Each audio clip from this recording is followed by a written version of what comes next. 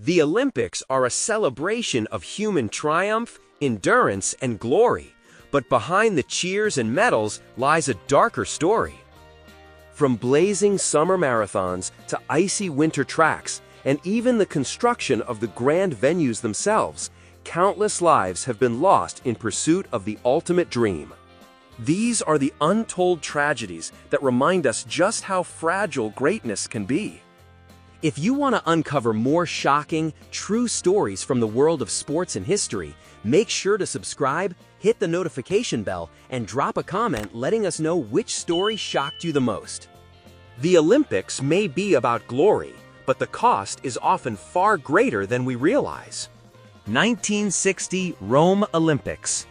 On August 26, 1960, Danish cyclist Knud Enemark Jensen prepared to compete in the 62-mile team time trial at the Rome Olympic Games. At 23 years old, Jensen was part of a strong four-man squad representing Denmark, unaware that this race would become one of the darkest chapters in Olympic history. The day was oppressively hot, with temperatures soaring to 104 degrees Fahrenheit or 40 degrees Celsius under the Italian sun. To maintain stamina, Jensen had taken roniacol, a legal blood circulation stimulant at the time. Unknown to many, this drug could dangerously amplify the effects of heat and exhaustion, a fact that would prove fatal. At 2 p.m., the Danish team set off from Terracina, beginning the grueling journey to Caracalla. For the first hour, Jensen appeared strong, keeping pace with his teammates and demonstrating impressive endurance. But as the miles accumulated under the relentless sun, his condition began to deteriorate.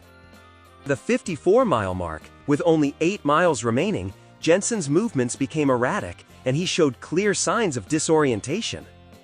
Moments later, he collapsed from his bicycle, his body unable to cope with the combined stress of extreme heat and stimulant use. Medical teams rushed him to a hospital in Rome, but despite every effort, Jensen succumbed to heat stroke and the effects of the drug. His death shocked the Olympic community, marking the first known instance of an athlete dying due to performance-enhancing substances during Olympic competition. In the aftermath, his passing sparked the first serious conversations about drug testing in sports, laying the groundwork for anti-doping measures that would later become a cornerstone of Olympic integrity. 2010 Vancouver Olympics. On February 12, 2010, tragedy struck during the Vancouver Winter Olympics. Georgian luger Nodar Kumaritashvili, just 21 years old, was making what was meant to be his final practice run at the Whistler Sliding Center, only hours before the opening ceremony of the Games. Kumaritashvili came from a proud lineage of athletes. Both his father and uncle had represented Georgia in luge. For him, this was not just a sport, it was a family legacy, a lifelong dream coming full circle on one of the world's biggest stages. But the Whistler track had already gained an ominous reputation. Known as the fastest and most dangerous luge track ever built, it spanned 4,480 feet and allowed speeds surpassing 93 miles per hour. In the weeks leading up to the Games, several athletes had already crashed during training. Italian champion Armin Zoegler publicly voiced concern, calling the track too fast, too unforgiving. Romanian lugger Violeta Strămăturaru suffered a concussion after losing control, and others endured terrifying crashes that destroyed their sleds. At 4:44 p.m., Nodar began his descent. Lying flat on his small sled, he accelerated rapidly down the icy track, navigating the early curves with precision. As he neared the lower section, the most perilous stretch of the run, his speed exceeded 90 miles per hour, testing the razor-thin margin between control and disaster. Approaching turn 15, nicknamed 50-50 for its unpredictable difficulty, something went wrong. Video footage later revealed his sled drifting slightly offline. He tried to correct it with a quick press of his right leg, but his reaction came too late. The sled shot up the high bank of turn 16, catapulting him out of control. In an instant, Nodar was flung off the track at nearly 87 miles per hour, striking a steel support beam beside the course. The impact was catastrophic.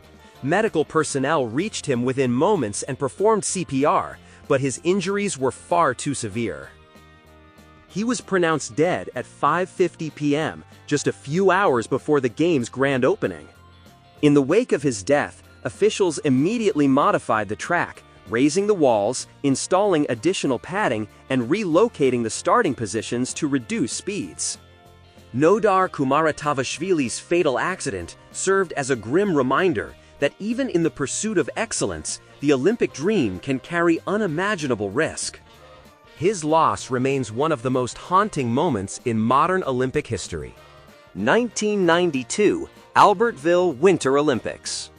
On the morning of February 22, 1992, Swiss speed skier Nicolas Bochete was preparing for what should have been a routine warm-up session at Val d'Isère during the Albertville Winter Olympics.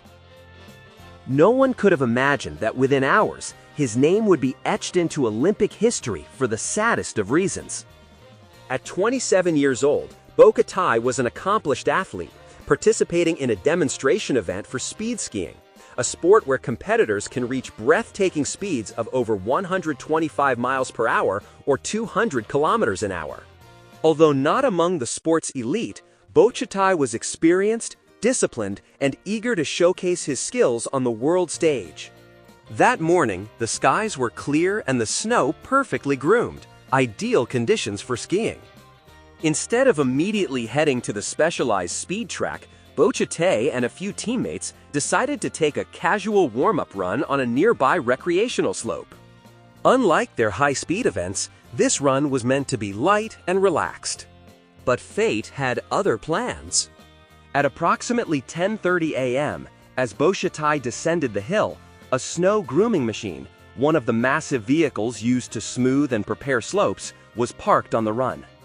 These machines, weighing several tons, move slowly but are extremely dangerous if encountered unexpectedly.